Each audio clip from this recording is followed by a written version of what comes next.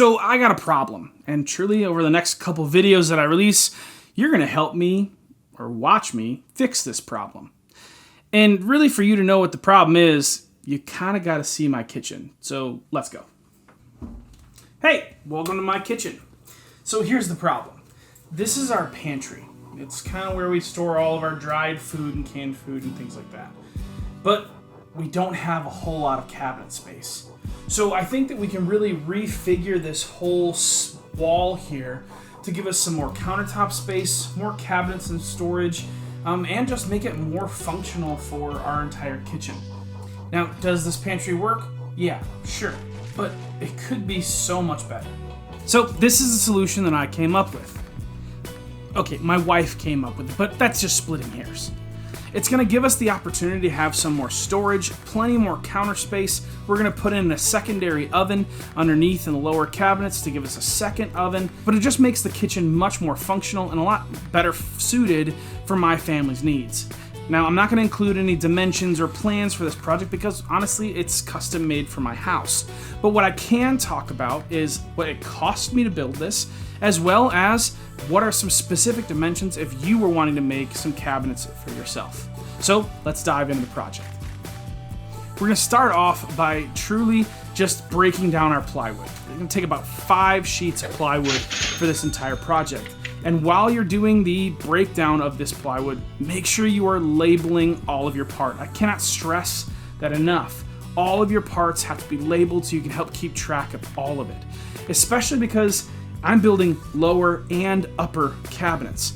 You want to make sure you're keeping things straight so you're not mixing your parts up or cutting something to the wrong dimensions and making just a true mess for yourself.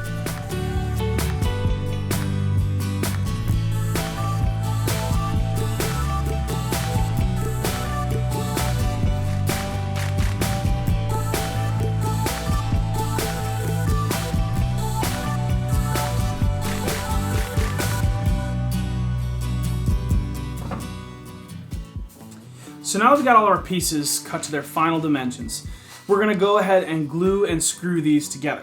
Now, because of the way we did the bottom cabinets, we're gonna be able to screw them from the outside with the glue.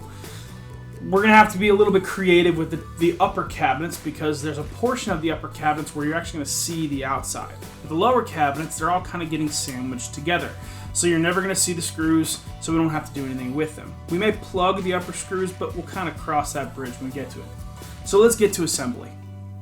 Okay, so this is the third cabinet we constructed, but it's actually the middle cabinet right here in the design.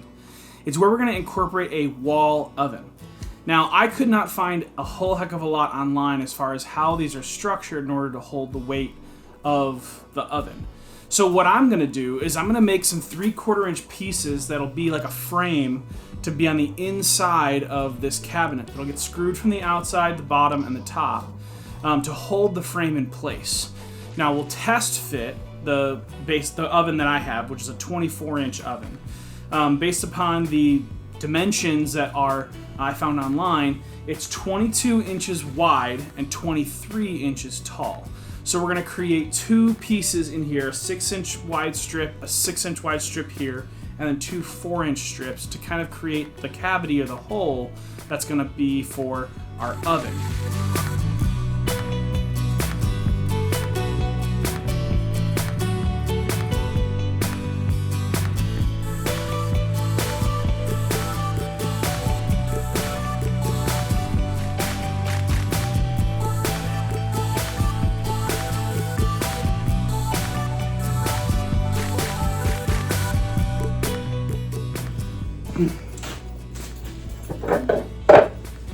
Okay, so it does fit, although I don't trust it to be screwed into just that frame.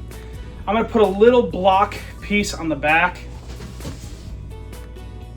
Let me just show you. So right here, see it kind of lifts up and flimsy. So it's another 3.5-inch piece, same as our face frame. I'm just gonna put it in right here so it has something just to support it up a little bit.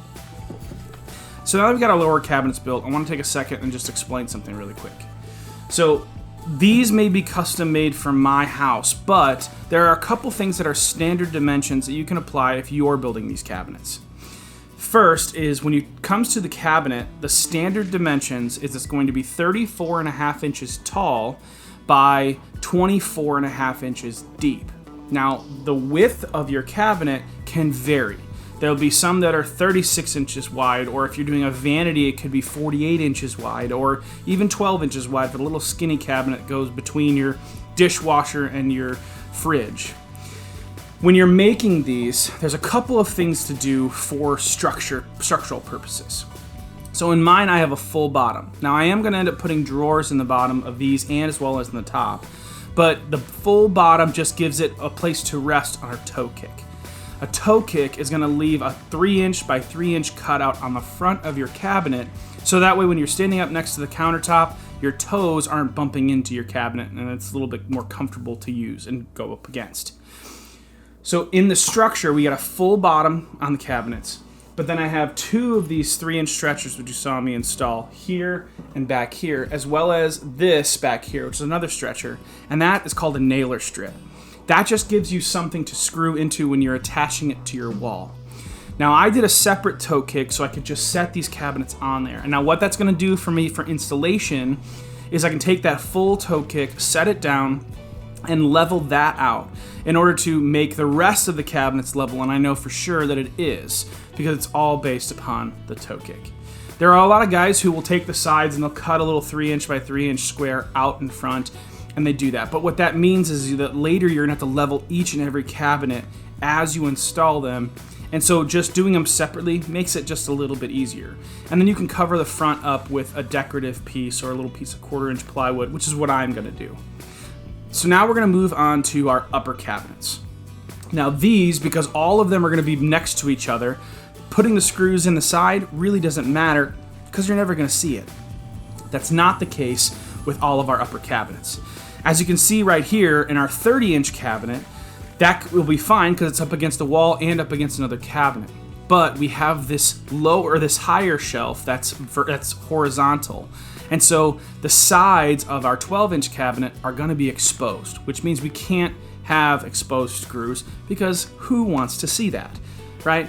I mean, even on the bottoms of those, because the bottoms are going to be seen, we're going to have screws exposed if we don't find a way to cover that up. Now, I thought about doing plugs and, putting screws in and then plugging them with like a dowel or something like that. And you can go that route, but that's a little bit more extra work. What I'm gonna do is I'm gonna glue and brad nail all of my cabinets together on the uppers. Now, I know that there's some concern about strength, but truly, the glue is gonna do the heavy lifting here. And I have seen so many people put out videos and things like that. I've even seen myself where when you glue 2 pieces of wood together, the grain of the wood fails before your glue joint does. And thankfully, with the glue and the brad nails, it'll be plenty strong to hang up on the wall, especially because we're not doing a 1/4-inch back like we're doing with the lower cabinets. We're gonna do a full 1/2-inch back for all of our upper cabinets. That removes the need to put in one of these nailer strips because it's gonna be a full 1/2-inch piece of plywood, so we can really screw it anywhere we want to in order to make sure we hit a stud for every single cabinet. Sometimes 2 studs for the wider cabinets. So let's get to assembling our upper cabinets.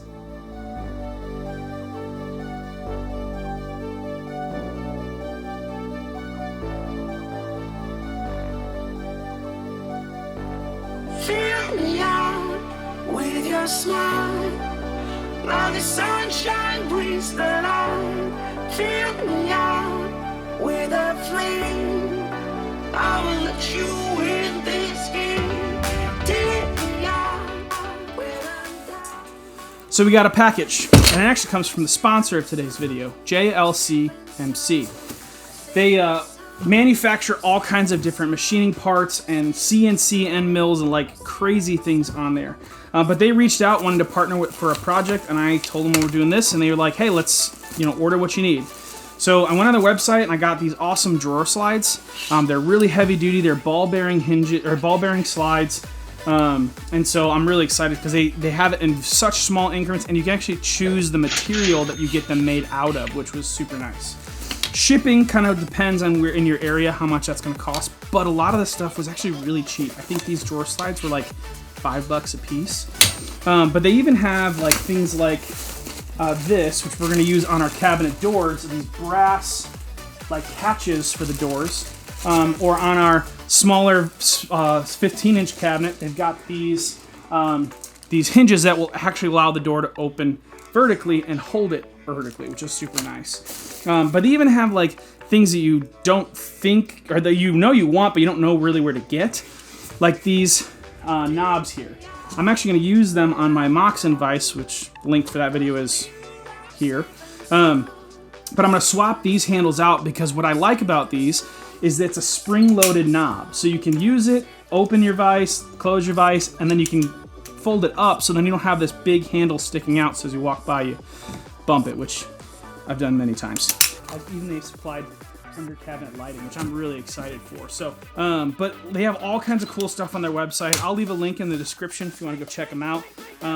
Browse through their stuff even. It's super cool, and a lot of the things are really, really cheap, like I said. So thank you, JLCMC, for sponsoring this video. And let's get back to the video. So we got all of our cabinet carcasses done. Next, we have to move on to face frames, which I'm going to use this stuff. It's S4S, which means it's square on all four sides, and parallel, planes get joined, whatever. You know the deal. This is going to be 1 by 3 by 8 maple, and I got this from the big box store. Now, I know that you guys might have checked your area if they offer it at the big box stores. There's 4 in my area, and only one of them offers hardwood. So this was the cheapest option, so I'll update the price right here. I'm going to rip this into 1-inch strips and face frame all of these cabinets individually. Now, for a more seamless look, you could install them and put the face frame on so that way you can have a continuous piece all the way across.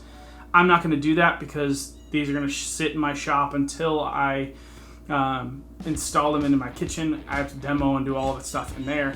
So I'm going to wrap each individually. Now, by doing a 1-inch lip or 1-inch strip, it adds a 1/4-inch lip around the inside of the cabinet boxes. Now it stops stuff from falling out, it has a little bit something to catch stuff, but it also will be a little bit proud so we can attach our cabinet hardware and stuff like that. So once we get our face frames in, then we can do our drawer slides and drawers, and we'll get started.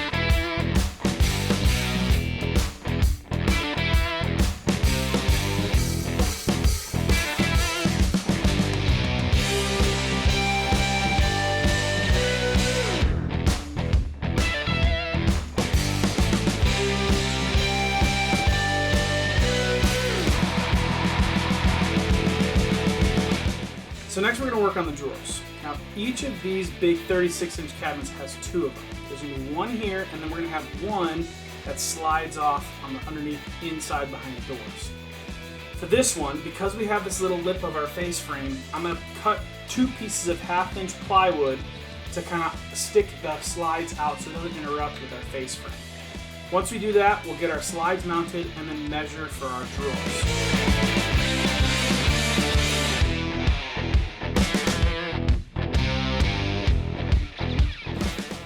Well, that's going to do it for part 1. We've got all of our cabinet carcasses, we've got our face frames, we've got our drawer slides in. So first I want to say thank you to JLCMC for supplying the hardware for this build. They're going to continue to supply the rest of the hardware for the rest of this build, but if you like this video and you found it helpful, please make sure you're subscribed, and if you want to get notifications when we do the next part of the series, make sure you hit that bell icon so you get notified when I upload a video. Anyway, thanks for joining me on this build with Shepherd's Workbench.